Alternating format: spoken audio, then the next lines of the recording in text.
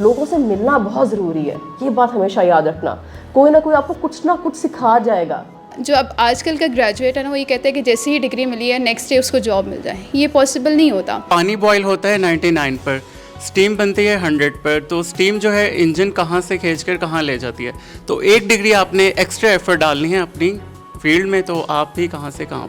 और कभी भी फ्री में डाइट प्लान ना दें। स्टडी के साथ साथ स्किल डेवलपमेंट पे बहुत फोकस करना है, और साथ साथ कोई ना कोई चीज़ ऐसी, कोई छोटा मोटा प्रोजेक्ट, कुछ भी, कहीं कोई आपको कोई नहीं भी बुला रहा तो आप वॉलंटियर कर सकते हो। जॉब के लिहाज से इसको देखा जाए तो उसमें बहुत सारी हैं। पब्लिक सेक्टर में आपके पास डिफरेंट हॉस्पिटल्स हैं, वहाँ पे आप एज ए डाइटिशियन ज्वाइन कर सकते हैं।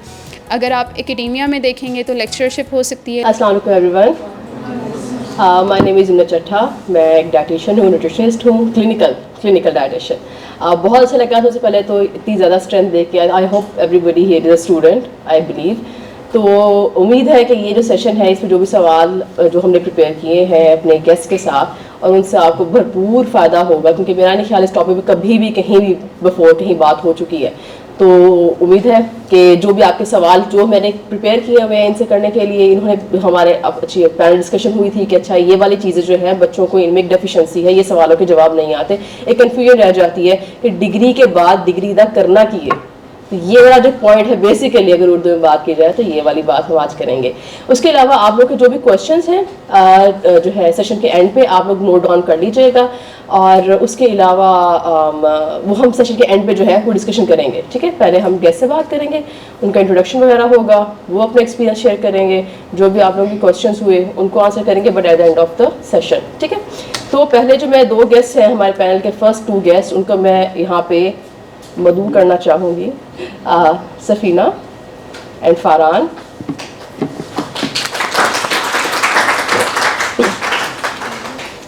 सबसे पहले वो अपना इंट्रोडक्शन दे देंगे, अपने बारे में बता देंगे कि उनकी बेसिक एजुकेशन क्या है, क्योंकि सबसे ज़्यादा स्टूडेंट्स का ये सवाल भी होता है कि एजुकेशन कहाँ तक लेनी चाहिए, BS के बाद क्या करना चाहिए, क्या फ्रूटफुल है क्या नहीं। क्योंकि बहुत दफ़ा मैंने देखा है कि बच्चे पढ़ते रहते हैं और बिल्कुल MPhil या PhD में एनरोल होने के बाद वो कहते हैं कि अच्छा शायद आप क्लिनिकल साइड पर जाया जाए, जो कि मेरा ख्याल है थोड़ा सा रॉन्ग पाथ है।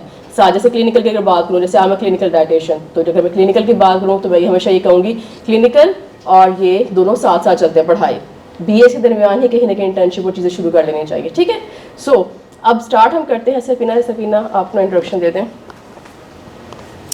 अस्सलाम वालेकुम, मेरा नाम सफ़ीना अमजद है, जैसे मिस यमुना ने बता दिया, और मैं तकरीबन 13 साल से इस फील्ड से मुंसलिक हूँ। और स्टार्ट मैंने किया था as a internship coordinator Fatima memorial system में, और ये मैंने स्टार्ट कर दिया था जब मैंने मास्टर्स किया था फूड एंड न्यूट्रिशन में। मैं थोड़ा सा आपको अपनी एजुकेशन के बारे में बताती हूँ। बैचलर्स मैंने किया है यूनिवर्सिटी ऑफ होम इकोनॉमिक्स से, वहाँ से मैंने बैचलर्स की डिग्री ली, एंड देन उसके बाद फिर मास्टर्स मैंने किया एग्रीकल्चर यूनिवर्सिटी से फूड एंड न्यूट्रिशन में। उसके बाद फिर मैंने डिप्लोमा किया, post graduate diploma in dietetics. During masters ही मैंने अपनी जॉब स्टार्ट कर दी थी, लाइक मेरी अभी रिसर्च चल रही थी, और साथ ही मैंने अपना इंटर्नशिप कोऑर्डिनेटर के तौर पे जो है वो अपना प्रैक्टिस वगैरह भी शुरू की और जॉब की फातिमा मेमोरियल सिस्टम में। पोस्ट ग्रेजुएट डिप्लोमा करने के बाद मुझे थोड़ा सा हुआ कि अब मैं क्लिनिकल फील्ड में आ गई हूँ, तो अब मुझे मज़ीद इसको इन्हांस करना चाहिए। तो मेरी जॉब हुई नेस्ले में। नेस्वीटा का प्रोजेक्ट था 3 इयर्स का, जो कि एज ए कंसल्टेंट डाइटिशियन मैंने किया। उसके बाद फिर मैंने MPhil किया 2 इयर्स, जो कि MS community health and nutrition था। उसके बाद फिर मेरी एकेडेमिया में जॉब हुई 2014 में, एंड उस मतलब as a demonstrator university health sciences के अंदर। फिर उसके बाद मैंने जो है MPhil जब कंप्लीट कर लिया तो मेरी उसी पे ही प्रमोशन हुई, जिसमें मुझे सीनियर लेक्चरर के तौर पे नूर इंटरनेशनल यूनिवर्सिटी में फ़र्स्ट जॉब मिली थी एज ए सीनियर लेक्चरर। उसके बाद फिर मैंने अपना PhD स्टार्ट किया और मेरी गवर्नमेंट जॉब हो गई। ड्यूरिंग लाइक फर्स्ट मंथ था मेरा PhD का, और साथ ही मेरी गवर्नमेंट जॉब हुई यूनिवर्सिटी ऑफ होम इकोनॉमिक्स में एज ए लेक्चरर, और वहाँ पे मैं 18 ग्रेड ऑफिसर हूँ, और साथ में क्लिनिकल डाइटिशियन के तौर पर प्रैक्टिस भी कर रही हूँ। यूनिवर्सिटी के अंदर ही क्लिनिक है मेरा। तो ये मेरा इंट्रोडक्शन है, जिसमें मैंने अपना सारा एक्सपीरियंस भी आपको बताया, अपनी एजुकेशन के बारे में बताया, और स्ट्रगल है, और बाकी जो है वो हम आज डिस्कशन करेंगे। जो आप लोगों के क्वेश्चन आंसर्स होंगे उनको हम मज़ीद डिस्कस करके आपको हेल्प आउट करेंगे। Thank you Safina. अरे सफ़ीना ने एक जो है पॉइंट मेरा ख्याल है बड़ा इंपॉर्टेंट बताया। अगर आपने इनकी सारी जर्नी सुनी है एजुकेशन की, तो जो प्रैक्टिकल फील्ड थी वो भी साथ साथ चल रही थी। This is the first advice that I think you should all get from here. पहली एडवाइस मैं देना चाहूँगी कि सजेशन आप लोग पढ़ाई बिल्कुल हमें होता है कि हम बस अच्छे से हमारे ग्रेड्स आ जाए, हमें अक्सर ये लगता है कि शायद हम एजुकेशन के साथ करियर या प्रैक्टिकल फील्ड जो है वो मैनेज नहीं कर पाएंगे। इवन अगर आप बीएस कर रहे हो, कोई भी अपॉर्चुनिटी आपने छोड़नी नहीं है। मेरे पास जब भी कोई स्टूडेंट्स आते हैं करियर एडवाइस लेने, उनको मैं हमेशा यही कहती हूँ कि मैंने भी 2014 में I was in 4th year of nutrition, BSc भी चल रहा था मेरा, तब से मुझे याद है कि मैंने छोटी छोटी इंटर्नशिप या कोई प्रोजेक्ट जहाँ किसी ने मांगा ना कि न्यूट्रिशनिस्ट चाहिए, मैं वहाँ गई हूँ, वेदर दे वर पेइंग और नॉट, बेशक मुझे खुद करना पड़ा है, जैसे मर्जी करना पड़ा है, क्योंकि आप कहीं भी जाओ ना कुछ आप सीख के आते हो लाजमी। ये आपने हमेशा बात याद रखनी है। मेरा एक ओपिनियन होता है कि अगर जिसका सीखने वाला ब्रेन होता है ना, वो कहीं से कुछ ना कुछ पिक कर लेता है।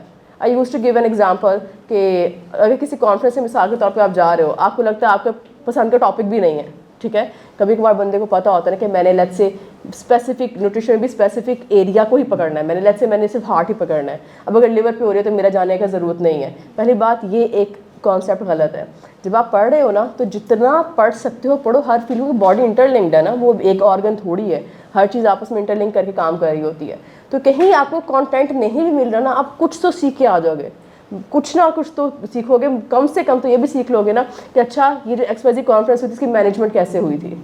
ये स्किल्स भी सारे बहुत ज़रूरी हैं। तो आप लोगों ने हमेशा ये चीज़ पहले फोकस करनी है कि स्टडी के साथ साथ स्किल डेवलपमेंट पे बहुत फोकस करना है, और साथ साथ कोई ना कोई चीज़ ऐसी, कोई छोटा मोटा प्रोजेक्ट, कुछ भी, कहीं कोई आपको कोई नहीं बुला रहा तो आप वॉलंटियर कर सकते हो कि नहीं आई थिंक क्या न्यूट्रिशन की ज़रूरत हो सकती है। कोई कैंप है फॉर एग्जाम्पल, आपके जो एरियाज़ होते हैं जहाँ हम रहते होते हैं वहाँ कभी कभी कैंप्स लग रहे होते हैं ना, जाएँ कैंप्स में वॉलंटियर करें। आप बेशक खुद कुछ ना करो, आप देख ही आओ कि बाकी डॉक्टर्स कैसे ऑपरेट कर रहे हैं, कैसे कैंप्स होते हैं, तो कल को आप भी 2-4 फ्रेंड्स मिलके उसी जगह पे न्यूट्रिशन कैंप लगा लो, ठीक है। It's just an example. पर ये चीज़ें अपना बीएस के दौरान करते रहना चाहिए, यही छोटे छोटे स्टेप्स आपको बाद में एक्सीलेंसी की तरफ लेके जाते हैं। नेक्स्ट फरहान। अस्सलाम वालेकुम, मेरा नाम फ़रहान खान है, मेरा ग्रेजुएशन और एमफिल युवास से है। और ड्यूरिंग माय स्टडीज़ मैंने, जैसे मैम यमुना ने कहा, मैंने छोटे छोटे प्रोजेक्ट्स करना स्टार्ट कर दिए थे, इंटर्नशिप्स की थी। उसका फ़ायदा मुझे ये हुआ कि USAID के साथ मैंने प्रोजेक्ट किया। फिर ड्यूरिंग माय एमफिल मेरा जो थीसिस था वो स्पॉन्सर्ड था, फंडिंग थी उसको वर्ल्ड फूड प्रोग्राम की और वर्ल्ड बैंक की, तो मेरा एमफिल इस तरीके से हुआ। फिर मैंने हेल्थ डिपार्टमेंट में जॉब स्टार्ट की एज ए रिसर्च एसोसिएट। उसके बाद मैंने यूनिवर्सिटी ऑफ साउथ एशिया में एज ए लेक्चरर सर्व किया। उसके बाद मैं छोटे छोटे प्रोजेक्ट्स किए, उसमें WHO के साथ प्रोजेक्ट्स किए। Currently I am working in UMT as lecturer and as a clinical dietitian in Punjab Institute of Cardiology. Thank you Farhan. Okay, now coming towards the question. Safina, मेरा पहला सवाल आपसे है कि what are the career aspects of the degree of nutrition, आपको क्या लगता है?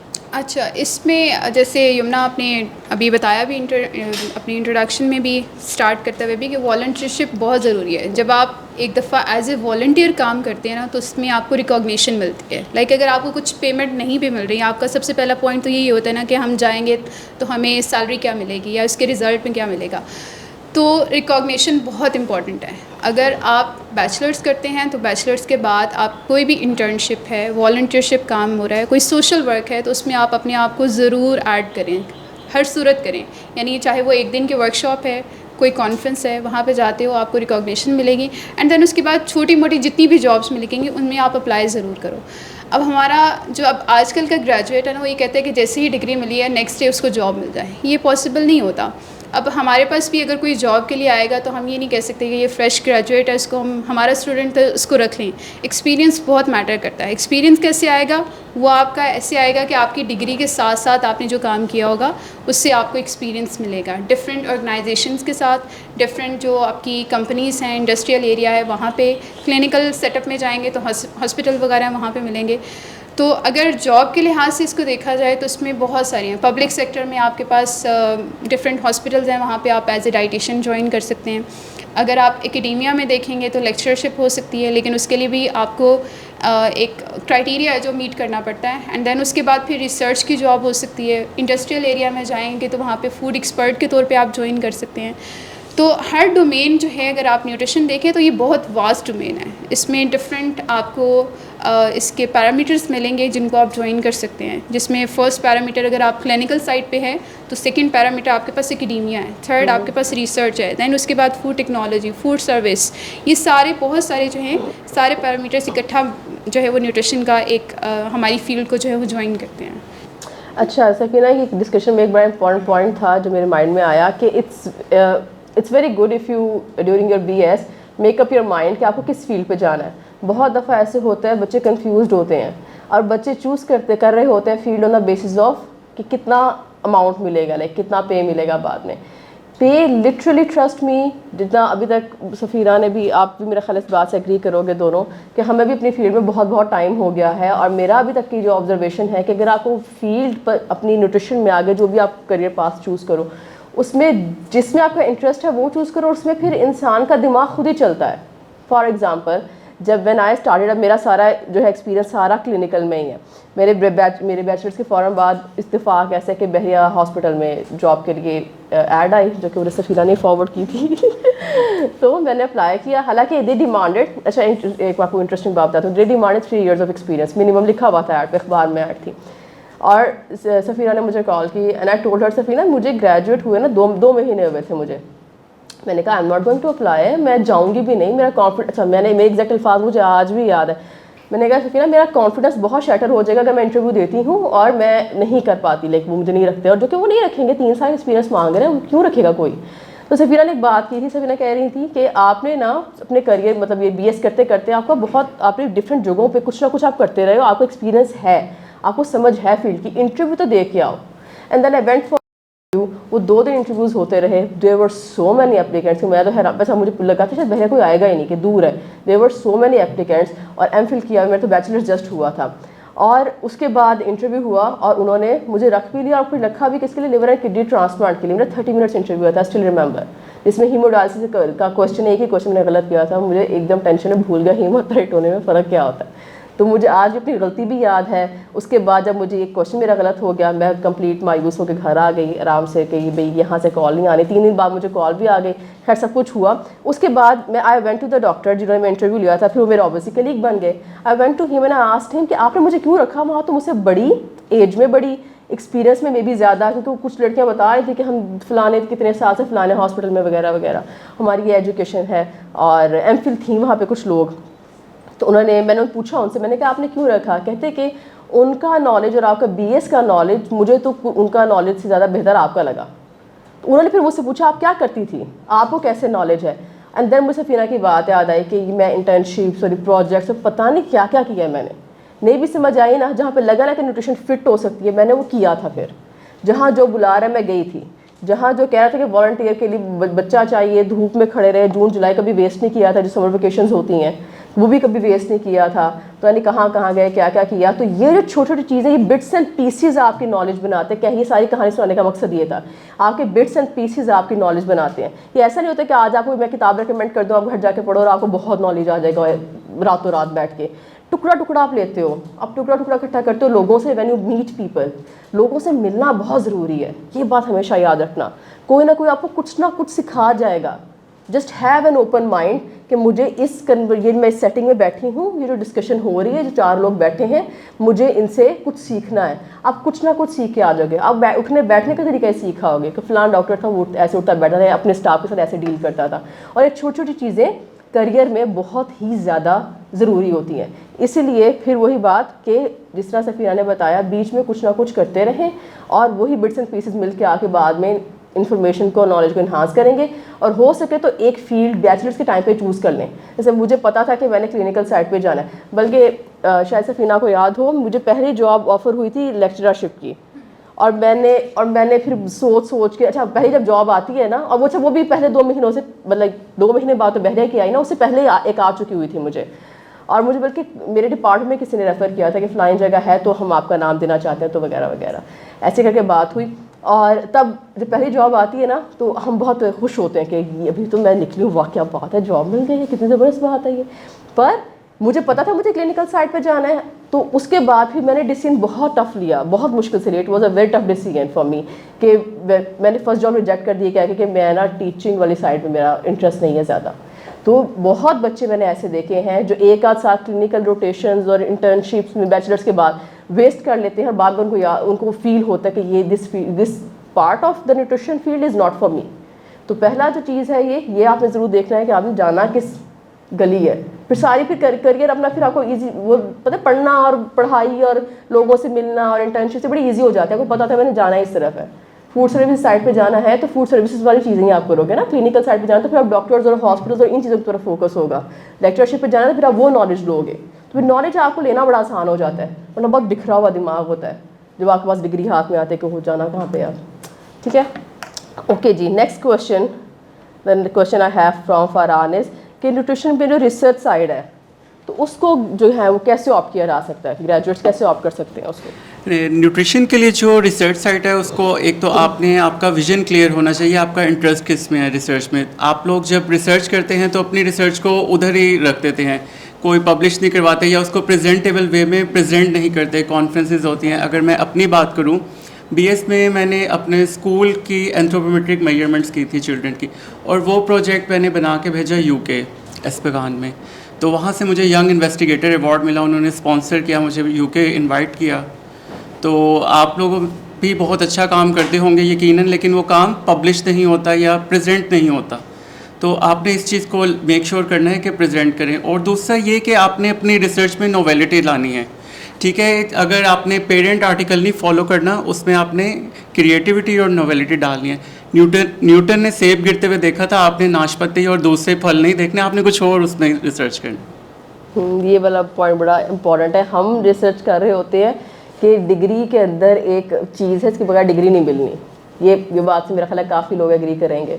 जो पुरानी चल रही होती हैं उन्हीं को ज़रा सा तोड़ मोड़ के उस सेब को नाशपाती करके हम कर रहे होते हैं। ये होता है इंस्टीट्यूट में, इसमें कोई सबको पता है, हम सबको पता है। तो ये वाली चीज़ फरहान की बहुत अच्छी है कि देखिए अगर उनको बाहर उन्होंने भेजी, वहाँ से रिकग्निशन मिली, इसका मतलब इस तरफ भी आप लोग जा सकते हैं। जिसका रिसर्च में किसी को इंटरेस्ट हो तो जाएँ, सीखें। आपके इंस्टीट्यूट में होंगे प्रोफेसर जैसे जो रिसर्च, जारी बात है होता ही है, बच्चे पूछ नहीं रहे होते तो वो बता भी नहीं रहे होते, सीधी सी बात है। बेसिकली ये हो रहा होता है, वो बिल्कुल रिसर्च पहले से चलती आ रही होती है, रिसर्च वैसे ही करवाते आ रहे होते हैं। कोई बच्चा इंटरेस्ट से पूछेगा तो ऑब्वियसली टीचर्स ही बताएंगे आप लोगों को। तो अगर आपका इस साइड पे भी इंटरेस्ट है तो you can go to professor and ask them, और बेहतरीन तरीके से अपनी जो है रिसर्च करने की कोशिश करें, क्योंकि वाकई ये बहुत फ़ायदा देती है।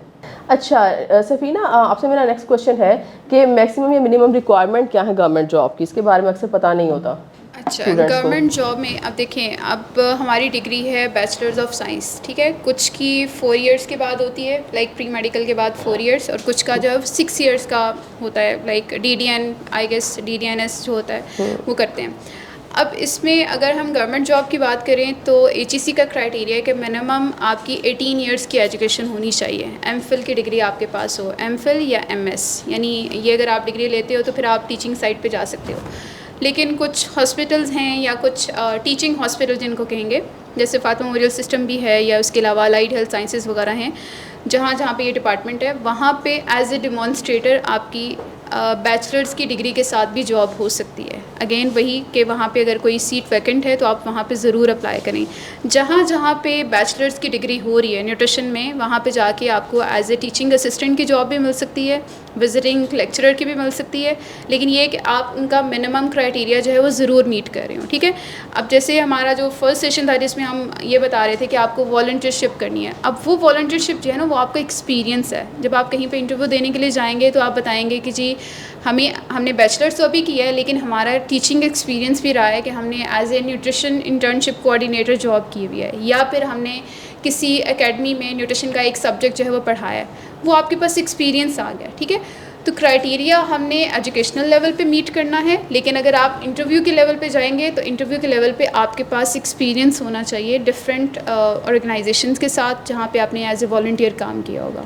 देखें, जो क्लिनिकल जॉब है ना, सबसे पहले तो आप लोग जब बैचलर्स कर रहे हो तो आप लोगों के लिए मैंडेटरी होगा कि आप लोगों ने इंटर्नशिप करनी है। आई गेस सबकी डिग्री में ये होगा कि आपको 2 मंथ्स की या 4 वीक्स की जो है वो इंटर्नशिप करनी पड़ती है अगर आप डायटेटिक्स का सब्जेक्ट पढ़ रहे हैं, ठीक है। अच्छा, आप लोगों का नोमेनक्लेचर बहुत मैटर करता है। नोमेनक्लेचर होता है आपका degree title, BS human nutrition and dietetics, ठीक है। अब अगर इसका मतलब है कि आपके नोमेनक्लेचर में ये 2 चीज़ें अगर ऐड हो गई हैं ना, तो फिर आपको कहीं से किसी किस्म का कोई लाइसेंस वगैरह लेने की ज़रूरत नहीं रहती, क्योंकि आपकी डिग्री ऑलरेडी रिकग्नाइज्ड है फ्रॉम HEC। पहले जहाँ तक रजिस्टर्ड डाइटिशियन की बात है तो हमारे पास अभी तक कोई काउंसिल नहीं है। ठीक है, जो कि रजिस्ट्रेशन दे। हमारे पास वो एक सोसाइटी है, वो दे रही है, बहुत अच्छा काम कर रही है, और हम उसको भी लाइक ज़ाहिर सी बात है, अगर हम कहीं बाहर जाते हैं अप्लाई करते हैं तो हम उसको ऑन करते हैं। तो अगर आपने प्रैक्टिस करनी है तो प्रैक्टिस के लिए आपका एक्सपोजर बहुत मैटर करता है, ठीक है। एक्सपोजर किसी एक फील्ड में, जैसे यमुना ने भी बताया कि आपको पता होना चाहिए कि आपने किस डोमेन में रहना है। अगेन क्लिनिकल में भी आपने all in all as a clinical dietitian सारे पेशेंट्स को डील नहीं करना। आप उसमें देखें कि आपका स्पेसिफिक एरिया क्या है। आपने वेट मैनेजमेंट की तरफ जाना है, आपने पीडियाट्रिक न्यूट्रिशन की तरफ जाना है, गैस्ट्रोएंट्रोलॉजी को टच करना है, एंडोक्राइनोलॉजिस्ट के साथ काम करना है, ये आपको पता होना चाहिए। अब जब आप उसमें एक्सपर्ट होते हो ना, तो फिर आपको वहाँ पे पेशेंट्स भी मिलेंगे। अब डिग्री जब आप कर लेते हो, डिग्री करने के बाद मतलब पेशेंट को तो नहीं पता ना कि इसने डिग्री कंप्लीट कर ली है तो मुझे इसके पास आना है। वो आपका पेशेंट का फ़्लो होना चाहिए। आप कोई ओपीडी करें, कोई फ्री कैंप जो है वो कंडक्ट कराएं, उसके बाद फिर हॉस्पिटल में जाके आप अपना इंट्रोडक्शन दें कि आपका ये डिग्री हो गई है कंप्लीट, आपको यहाँ पे अलाउ किया जाए कि आपको 1 घंटे के लिए 2 घंटे के लिए कोई सेटअप दे दिया जाए जिसमें आप उनके साथ शेयर बेस है वो अपनी प्रैक्टिस करना चाहते हैं। अब पेशेंट कैसे आएगा? पेशेंट आपके पास तभी आएगा ना जब आपने अपना फेस रिकग्नाइज़ कराया होगा, ठीक है। अब उससे पहले अगर हम भी फील्ड में थे तो हमें कोई नहीं जानता था। अब जब एक नाम है तो लोग उसको सर्च करते हैं, फ़ौरन जो है वो लिस्ट में आता है और उसके बाद वो अपॉइंटमेंट बुक कराते हैं।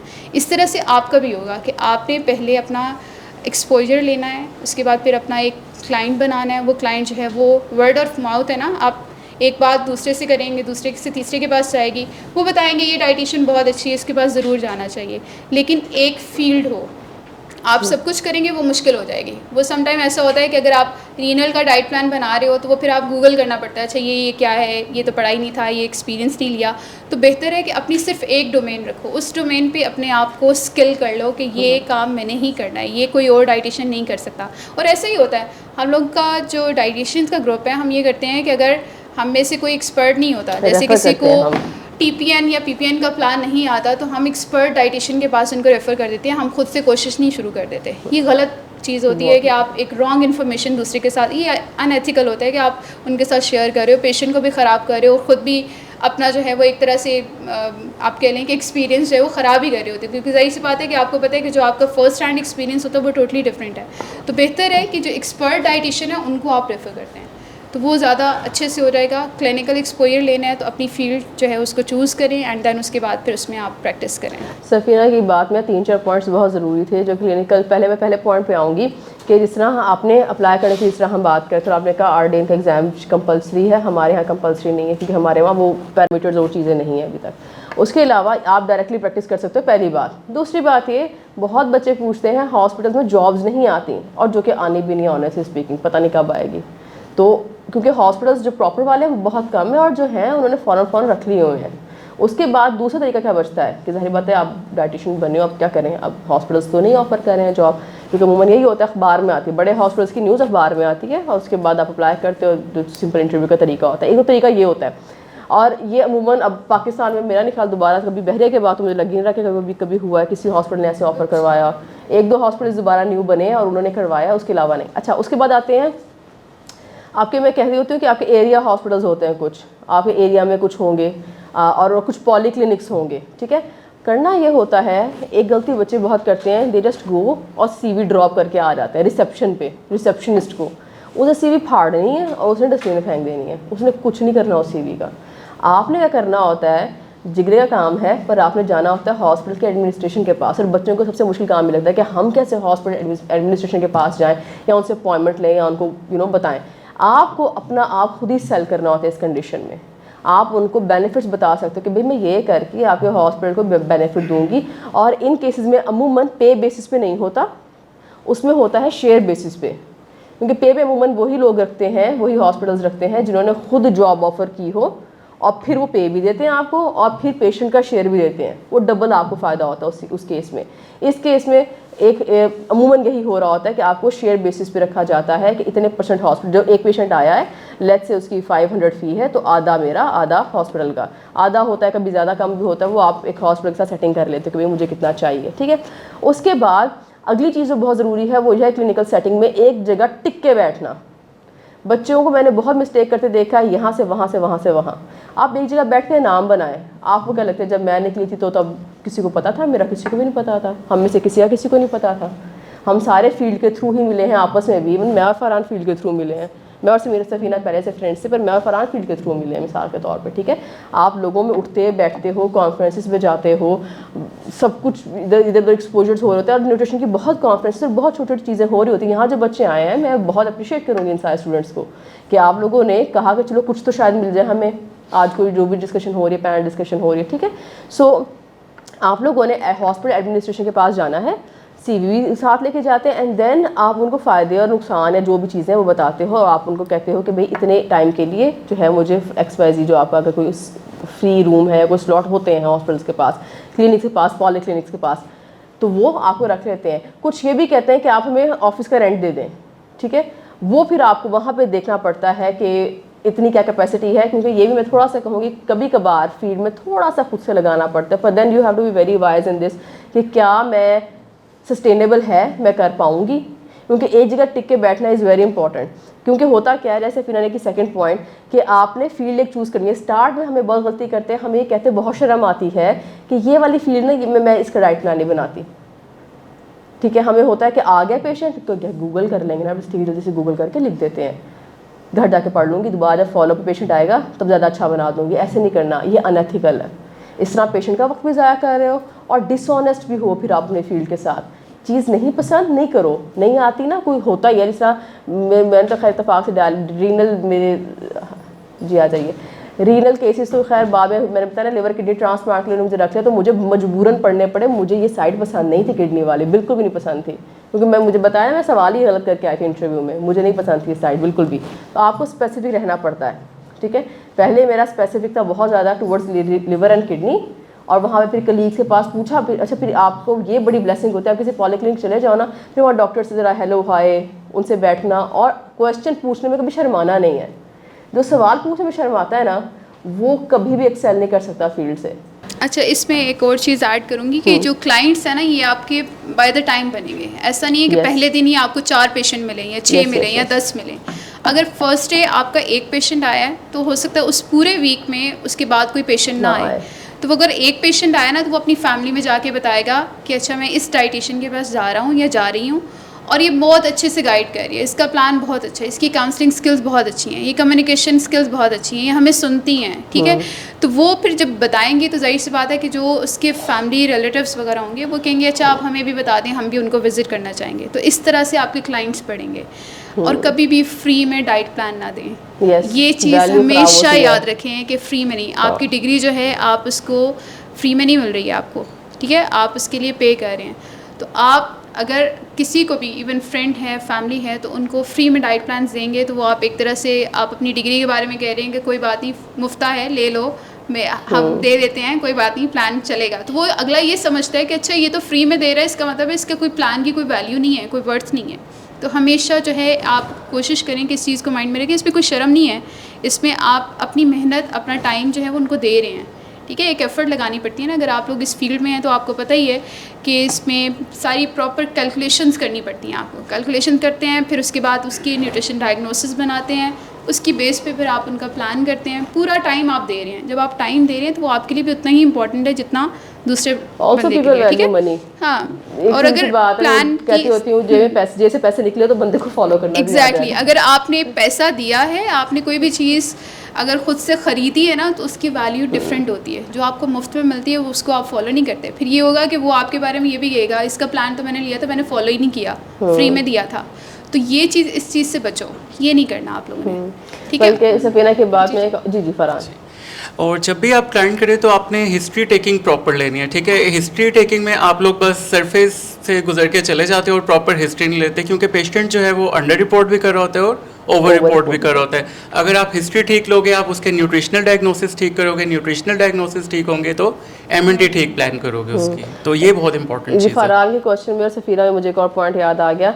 सफीना वाले डिस्कशन में एक पॉइंट और था, मेरे माइंड से स्किप हो गया, कि अगर आपने इन्फॉर्मेशन लेनी है ना, गैदर करनी है, तो स्टार्ट में एक काम ज़रूर करना, ऑब्जर्वरशिप करना, चाहे किसी डाइटिशियन के साथ चाहे किसी डॉक्टर के साथ। कहना मैं चुप करके जिप लगा के आपकी OPD के कोने में बैठ जाऊँगी, कुछ नहीं बोलूँगी, मैं बस बैठने दें। इससे इतना नॉलेज मिलता है, इतना नॉलेज मिलता है ना कि मैं आपको क्या बताऊँ। बिकॉज इस फील्ड में आपको एक दफ़ा डॉक्टर्स की कम्युनिटी में बैठ के भी एक दफ़ा समझना पड़ता है कि वो लोग चीज़ें कैसे ऑपरेट करते हैं, ठीक है। मुझे फॉर्चुनेटली बहरिया में चूँकि ट्रांसप्लांट स्टार्ट होना था तो वी हैड 6 months और सो जिसमें हम सब फ्री थे, हम सिर्फ केसेस डिस्कस करते थे। वो टाइम मेरा ख्याल है मेरी लाइफ का फ्रूटफुल तरीन टाइम था, क्योंकि हमें एक रजिस्ट्रेशन मिलना बाकी था बहरिया हॉस्पिटल को ना ट्रांसप्लांट स्टार्ट करने के लिए। वो 6 महीने हम फ्री थे और हम सारे बैठ के सिर्फ डिस्कशंस करते थे, कभी कोई डिजीज़ कभी कोई डिजीज़। और डॉक्टर्स ऐसे बड़े मज़े की चीज़ होती थी, वो उन्होंने टॉपिक्स रखे हुए थे, डेली को एक आते थे डॉक्टर। और वो हालांकि आप देखो वो मेडिकल ऑफिसर्स हैं, पढ़ के आए हैं, पर फिर भी वो टाइम वेस्ट नहीं करते थे। वो बैठते थे, डेली को एक डिजीज़ डिस्कस करते थे और सारे इकट्ठे बैठे थे, तो एक बंदा बस बोल रहा है, मतलब एज सिंपल एज हाइपोथायराइडिज्म। पहले मुझे याद है उन्होंने हैपो पे बात की थी, तो ऐसे बैठे हुए थे, मैं भी साथ जाके बैठ गई। हालांकि मेरे लिए बहुत डिफिकल्ट था उनके बीच बैठना, मैं बहुत छोटी थी एज, पता नहीं 24 और 3 क्या एज थी मेरी तब, बैचलर तब जस्ट ये 3 थी। और वो इतने बड़े बड़े मेडिकल ऑफिसर्स, पर मैं जाके मैंने भी तब सोचा था, मैंने कहा कि शर्म अगर आ गई ना, रह गई यहाँ पे, तो फिर ये शर्म ही रह जानी है, ओपीडी में बैठी रह जाऊँगी। तो उनके बीच बैठे भी, फिर दोस्ती भी होगी, अब डिस्कशंस भी होते हैं। कोई केस हो समझ ना भी आ रहा तो आज ही मैं उनको कॉल और मैसेज करती हूँ कि मुझे बताएं ये चीज़, क्योंकि हर चीज़ ये बात समझनी पड़ती है कि हर चीज़ मेरी एक्सपर्टीज़ नहीं बन सकती। जैसा फिर ने कहा ना, हम रेफ़र कर देते हैं। मैं बच्चों का केस आए, आई यूज़ टू डील विद बच्चों के केसेस, क्योंकि बहरे में तो ज़बरदस्ती लिवर किडनी ट्रांसप्लांट बच्चों का भी करते थे, तो बच्चे करने पड़े, पढ़ने ही पड़े, सब करना पड़ा, पर मुझे वो डिफ़िकल्ट लगते हैं। तो मैंने अब देयर इज़ अ डाइटिशियन जिनको मैं कहती हूँ कि अच्छा आप प्लीज़ मैं बच्चों वाले आएंगे तो मैं आपको रेफ़र कर दूँगी। मैं साफ कह देती हूँ अभी भी कि पेरेंट्स से मैसेज करते हैं कि मेरे बच्चे को ये मसला, मैं कहती हूँ सॉरी मैं बच्चे डील नहीं करती, she is a better dietitian. और किसी को बेटर डाइटिशियन कहने में भी कोई फ़र्क नहीं है, कोई हर्ज नहीं है। ये दिमाग में सुपीरियरिटी कॉम्प्लेक्स आ जाता है ना, थोड़े से फॉलोअर्स लेके सोशल मीडिया पे, ये नहीं आना चाहिए, ठीक है। क्योंकि इस मेडिकल फील्ड में कभी भी कोई भी सुपीरियर हो ही नहीं सकता एक दूसरे से। ये जितना ये बस अल्लाह की तरफ से होता है, किसके हाथ में क्या शिफा है, कौन कितना नॉलेज आ रहा है। आपस में बैठो, पढ़ो, सीखो। जो चीज़ समझ नहीं आ रही छोटे से पूछो तो छोटे से पूछो। ऐसे मुझे मेरा ख्याल है मिसाल के तौर पे अगर मुझे आज BMI का फार्मूला भूलता है तो मैं बड़े से ना पूछूँ, मैं छोटे से पूछूँ कि बेचारा पढ़ रहा है, उसको तो पता होगा, उसने BMI कर बेचारों की, आप लोगों की मेरा ख्याल है मतमारी होती है, किसी एक साल में BMI कराए जा रहे होते हैं। आप लोगों को BMI का ज़्यादा अच्छा पता होता है, तो मैं सीनियर से क्यों पूछूंगी, मैं जूनियर से पूछूंगी, ठीक है। अच्छा इसमें एक और पॉइंट ऐड करूँगी कि जब आप हिस्ट्री लेते हैं ना तो आपके पेशेंस भी होना चाहिए। हम सम टाइम पेशेंट अपनी हिस्ट्री बता रहा है तो हम बहुत फेशियल एक्सप्रेशन डिफरेंट दे रहे होते हैं, तो वो पेशेंट उससे बहुत ज़्यादा घबरा जाता है कि ये सुनने के मूड में नहीं है। तो कोशिश करें कि आपका एक्सप्रेशन ऐसा होना चाहिए कि अगले को लगे कि ये बहुत अच्छा लिसनर है, इसको हम अपना प्रॉब्लम बता सकते हैं, वो फिर खुल के बताएगा। फिर उससे आपको न्यूट्रिशन डायग्नोसिस क्रिएट करने में बहुत आसानी हो जाएगी। आपको पता चल जाएगा कि एक्चुअल में पेशेंट का मसला ये है, इस न्यूट्रिशन डायग्नोसिस की बेस पे मैंने इसकी काउंसलिंग करनी है या इसको न्यूट्रिशन थेरेपी रिकमेंड करनी है, ये बहुत ज़रूरी है। अच्छा, अगर कोई सफीना अगर नहीं जाना चाहता, क्लिनिकल प्रैक्टिस में नहीं जाना चाहता, तो उसके पास और क्या ऑप्शंस हैं? अच्छा उसमें बाकी ऑप्शन ये आ जाती हैं, जैसे एकेडेमिया है, आप एज ए लेक्चरशिप के तौर पे काम कर सकते हैं, टीचिंग प्रोफेशन में जा सकते हैं। इसके अलावा हमारे पास डिफरेंट गवर्नमेंट ऑर्गेनाइजेशंस हैं, वहाँ पे आपके पास न्यूट्रिशन ऑफिसर की जॉब्स मौजूद हैं। हेल्थ डिपार्टमेंट है, वहाँ पे भी न्यूट्रिशन ऑफिसर के तौर पे ज्वाइन कर सकते हैं। फूड इंडस्ट्री में जाएंगे तो वहाँ पे फूड इंस्पेक्टर के तौर पे आप इसको ज्वाइन कर सकते हैं। लेकिन अगेन वही बात कि हर फील्ड चूज़ करने से पहले आपका एरिया ऑफ इंटरेस्ट जो है वो डेवलप होना बहुत ज़रूरी है। और ये जॉब्स होती हैं इंडस्ट्री में, अगर आप जाएंगे तो हर इंडस्ट्री में कोई फूड टेक्नोलॉजिस्ट, कोई फूड साइंटिस्ट, कोई न्यूट्रिशनिस्ट जो है वो उनको चाहिए होता है। और ये फूड इंडस्ट्री बहुत वास्ट फील्ड है, वहाँ पे भी डिफरेंट डिपार्टमेंट्स होते हैं। अच्छा कॉर्पोरेट सेक्टर में जाएंगे तो जैसे कुछ सॉफ्टवेयर हाउस हैं, वहाँ पे भी उनको कंसल्टेंट रिक्वायर्ड होते हैं। जैसे मैंने ख़ुद भी एक सॉफ्टवेयर हाउस है अरबी सॉफ्ट, वहाँ पे एज ए कंसल्टेंट डाइटिशियन काम किया हुआ है, तो उनको भी जो है अपने एम्प्लॉयज़ के लिए जो है वो डाइटिशियन रिक्वायर्ड होते हैं। तो अगर आपने क्लिनिकल फील्ड में नहीं जाना तो आप एकेडेमिया में जाएं, एकेडेमिया में नहीं जाना तो आप कॉर्पोरेट सेक्टर पे जाके डाइटिशियन के तौर पे, न्यूट्रिशनिस्ट के तौर पे काम करें। कम्युनिटी सेक्टर में जा सकते हैं एज ए कम्युनिटी न्यूट्रिशनिस्ट, या पब्लिक हेल्थ न्यूट्रिशनिस्ट के तौर पे आप काम कर सकते हैं। रिसर्च आप उस डोमेन को जो है वो ले सकते हैं, एज ए रिसर्च न्यूट्रिशनिस्ट आप ज्वाइन कर सकते हैं। अच्छा फरहान, आपसे मेरा क्वेश्चन है कि एज अ मेल, क्योंकि लड़के भी हैं यहाँ पे, do you think this field is difficult, या कोई इसके चैलेंजेस क्या हैं, या हैं भी कि नहीं हैं?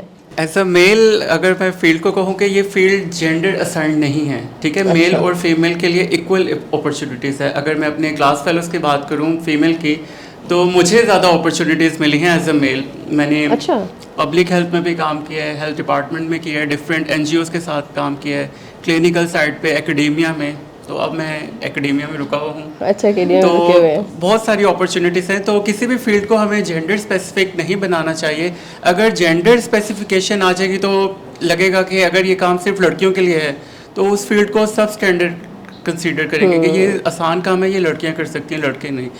तो जेंडर एक्नॉलेजमेंट की बजाय ह्यूमन एक्नॉलेजमेंट होना चाहिए किसी भी फील्ड में। आपको वैसे इस फील्ड में आने के बाद कुछ चैलेंजेस फेस करने पड़े कि जहाँ कहीं होता ना कि नहीं हमें फीमेल ही रखनी है? या क्लिनिकल में थोड़ा सा रुझान ये होता है कि फ़ीमेल रखनी है, क्योंकि अक्सर जो आपके गायनी के पेशेंट्स होते हैं या पीड्स के होते हैं तो वो प्रेफर करते हैं फीमेल में। अदरवाइज, और जबकि मेरी एक्सपर्टीज़ जो है वो मैटरनल एंड पीडियाट्रिक न्यूट्रिशन ही है। अच्छा, ग्रेट। तो मुझे फिर हेल्थ डिपार्टमेंट में as a research associate job offer हुई। मैंने वहाँ पर काम किया, पॉलिसी बनाई, मैनुअल्स लिखे, एजुकेशनल मटेरियल डेवलप किया। That's great. अच्छा, यहाँ पे ना तो मतलब अपनी कमज़ोरी को जो है अपनी आप खूबी बना सकते हैं नहीं, सिर्फ अगर आप एफर्ट अच्छे से। हो ना Farhan, this is what I believe, अगर आप अच्छे हो ना किस चीज़ में तो आपका काम ही बोलता है आपके लिए।